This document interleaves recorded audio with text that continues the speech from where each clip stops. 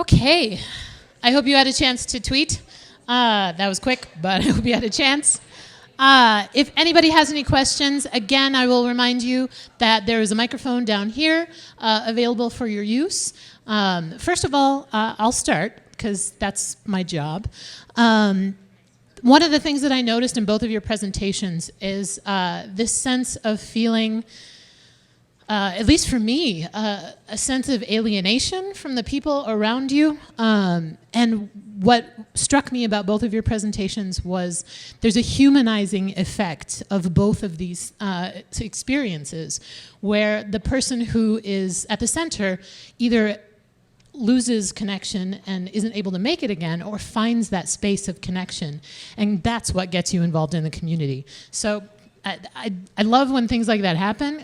Even though your presentations were on slightly different topics, it's really great to see the ways that they connect. So one question I have for Sam. You mentioned that often for older refugees, it's harder to get connected. So are there any available resources for older refugees in the community, in the state at large, or is that something that's dependent on family who are younger and are able to acculturate easier? Thank you. Not as much for older refugees as there are for students, but I think what's very important is the experiences that we're able to give to our younger refugee students. We have to try in some way to mimic that same experience for the adults as well. Because otherwise what you're creating is a generational gap where the parents and the older generation find it very hard to adjust to life here in the United States and always dreaming about going back to their native country. And for our younger students then, or our younger refugees, they are caught in the middle here. A lot of times, and this is particularly true to our 1.5 generation, they come home and they're reminded that they're not, in my case here, they were not Cambodian enough. But then they would go to school, and for whatever reason out there, whether it was the academic barriers, the language barriers, or just the difference in culture, they understand that, at least for now, they're not American yet. So unless we're able to provide similar experiences, and as we're educating the children, having them be able to take part in whatever is going out there, learn English, join clubs and programs, those things are very important to have also for their parents and grandparents so that they can learn, grow, and share their experiences together. There's another one back there if you want to grab it. Yeah. And a question for Paul. You mentioned that to follow the curriculum, where does a layperson do that? Do I just Google curriculum? Because Google is my friend, and it's how I find most things. But are there other resources? Yeah.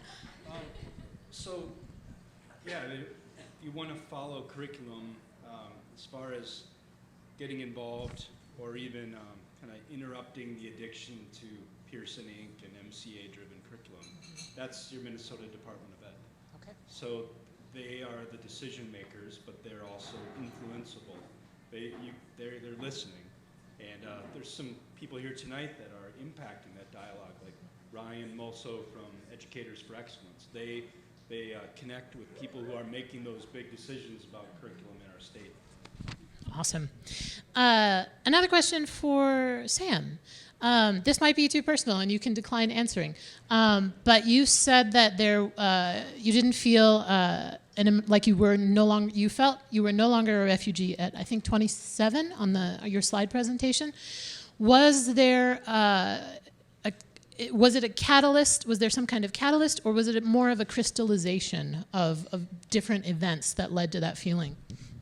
Sure.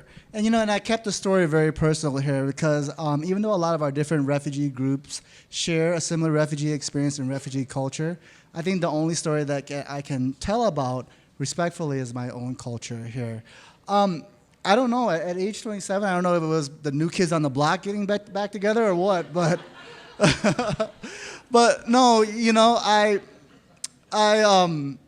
I went to college, so I had tough years as a teenager in high school, middle school, and whatever. Went to college, got even more confused, just because I didn't feel like I fit that Asian definition, and I carried so much through the gangs and everything, so much Cambodian pride, Asian pride, or whatever you want to call it, even though I don't even know what that was, actually, truthfully. But when I got to the Twin Cities, and the Asian population was very different, and the stories were not talked about the Cambodian struggle in the killing fields and all that stuff anymore. It was more of the Hmong struggles and swimming across the Mekong. So I got really lost and really confused, and I, again, did not feel at home. After college, went back to Rochester because I didn't know what home was yet, but that was the closest place I knew.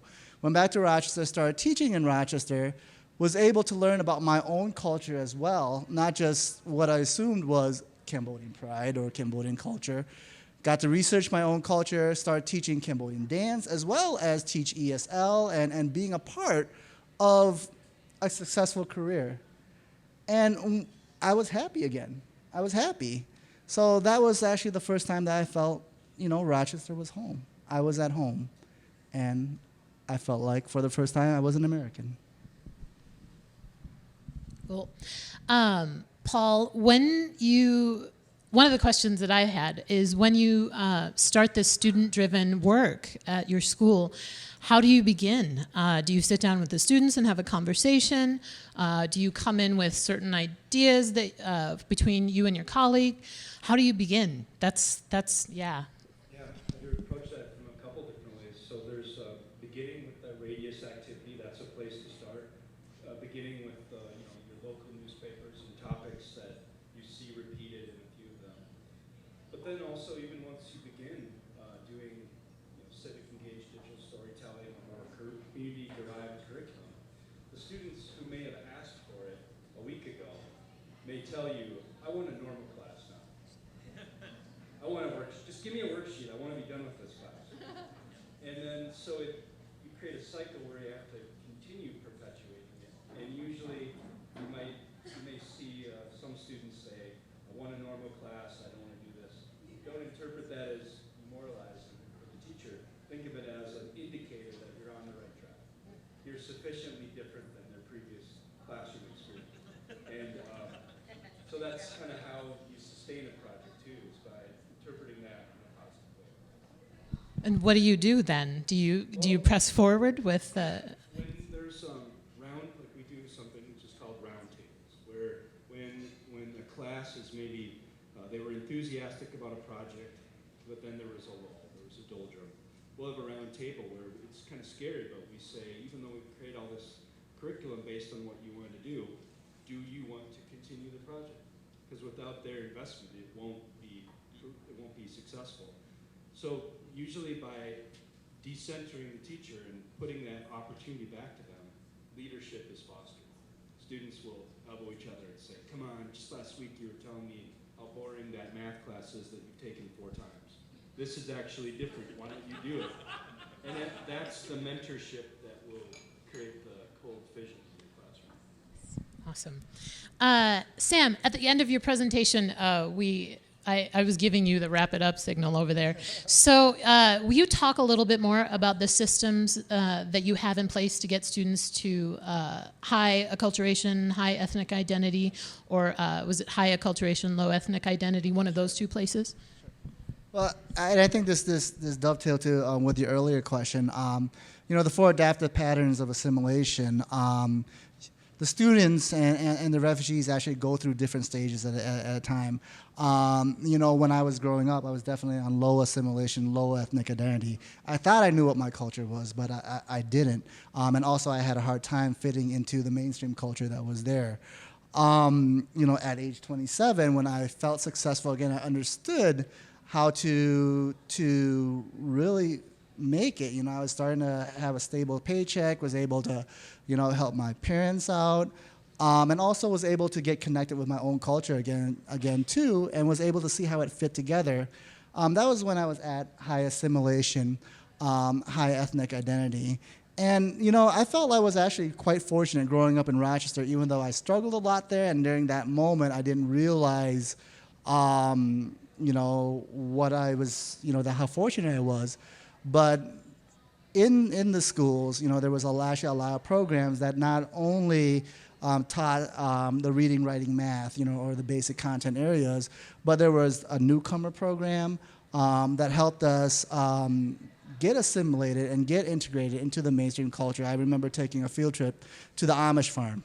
And my teacher took me there just to help me see that, there are differences and different cultures can coexist with each other. And seeing the Amish experience, I actually found them at that moment the most similar to the Cambodians, actually, than anything that I've seen before. So those type of systems and programs that not only help support the academic growth, but also support the social and cultural growth of the student as well, is very helpful. Because again, the best thing for the student is not only high assimilation, but also having a high ethnic identity too. Awesome. Am I the only one who has questions? I'm glad I wrote down a lot. Oh, hey, there's one over there.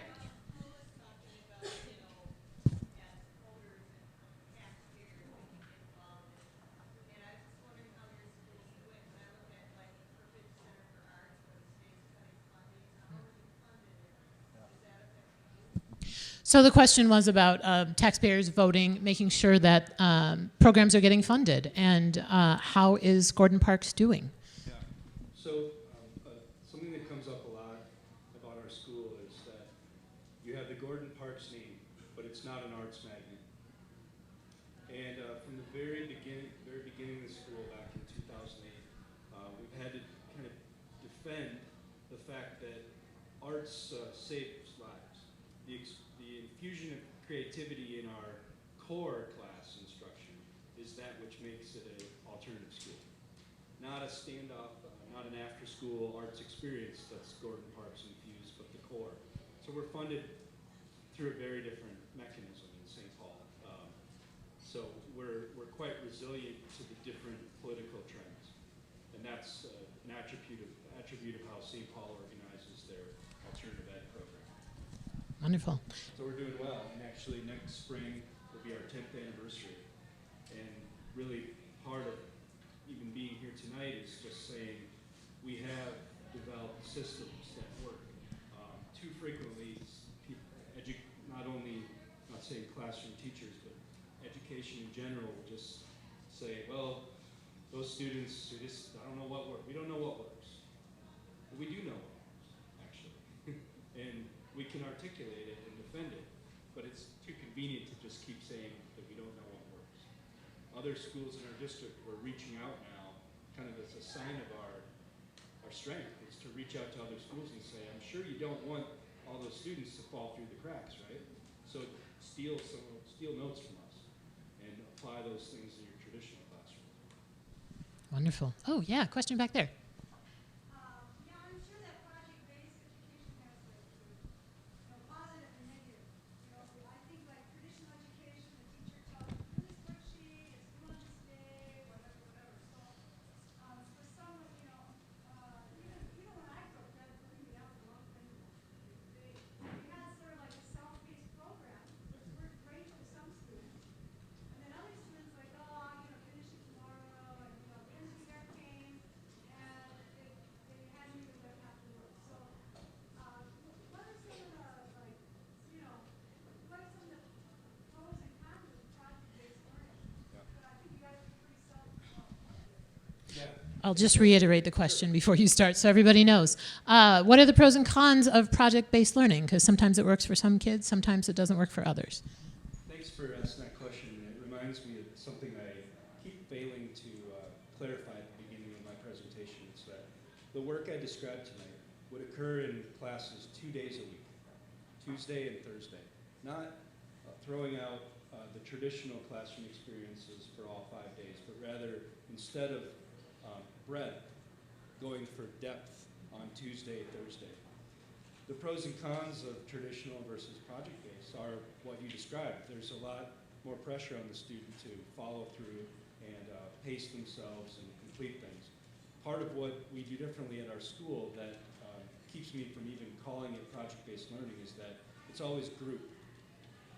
We think of it as like group acts of citizenry that, and then within that, there's a mentorship mechanism that you can cultivate to help keep students on track, to avoid some of those things like end of the cycle, no work completed.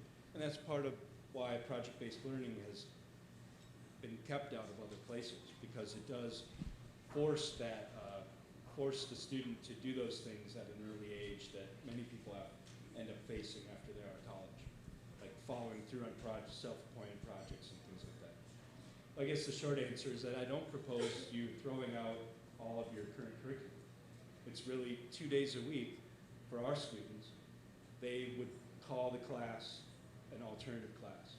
So 2 days a week results in an effectively different classroom experience. Not 5. I was surprised by that. I thought, we're going to have to do this every day of the week, but you're ramping up to it on Monday. You're reflecting on it on Wednesday. You need, for a teacher, it's a lot of work to prepare the content for Tuesday and Thursday, so it's not sustainable to do it every day of the week. And it's kind of like muscle building, like you need the downtime too to reflect on that rich synthesis experience you have. I'm curious, talking about the first generation 1.5. I'm curious about folks who will rise at the cusp of adulthood. Those who make the transition at age 16, 18, in there. And I guess the question is really to both of you working in alternative high school settings. What kinds of things are helpful for young adults or older teens? The question was, what kinds of things are helpful for older refugees or students who are coming into a new experience at an older age as opposed to a younger age? I'll let Sam start. Yeah, that's really hard, and it wasn't until a couple years ago that we had a term for certain groups like that, SLIFE, SLIF, FFE, actually, students with limited interrupted formal education. And not all our immigrant students will fall in that category, but a lot of our refugee students do, where they've come from the refugee camps and then arrive at a high school age already. Not only struggling with the English language, but even struggling because they've never gone to school before. And school itself is a culture too. So what we're trying to do then, what a lot of schools try to do is just to push them through high school and then have them graduate, and hopefully they'll do okay in the real world. What we're finding out now is that when we do that, we actually sell them false hope. We push them through school, they get a high school diploma, but read and write at a second grade level. So really for students at that age that come in, the first thing that school districts have to do is be very honest with the students. And we have to frame our messaging very well. It takes 13 years for an American student to graduate high school, not 4 years. We go from kindergarten all the way on up to 12th grade. So it is unfair for us to expect our new refugees to do it in 4 years, when it takes an American-born student 13 years. And then,